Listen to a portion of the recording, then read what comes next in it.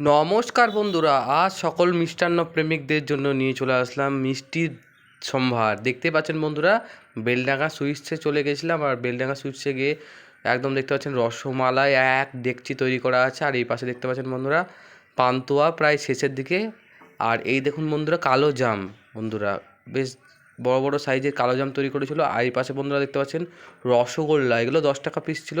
আর এই দেখুন বন্ধুরা 15 টাকা পিস লট চমচম, বেশ দেখতে পাচ্ছেন সাইজটা বেশ বড় আর বেশ কত সুন্দর গাঢ় গাঢ় করে তৈরি করা হয়েছে। আর এখানে আর এই দেখুন বন্ধুরা গরম গরম ছানা জিলাপিগুলো কিন্তু ভালো বেশ বড় সাইজ করেছিল আর দেখতে খুব সুন্দর লাগছিল।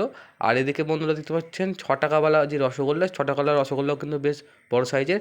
আর এখানে দেখতে পাচ্ছেন বন্ধুরা ফ্রিজে কিন্তু লোড দই কিন্তু তৈরি করা হয়েছে। আর এই মিষ্টিগুলো কিন্তু খুব ভালো লাগছিলো। আমি কিন্তু নিয়ে নিয়েছিলাম 10 টাকা রসগোল্লা, নিয়ে নিয়েছিলাম 30টি।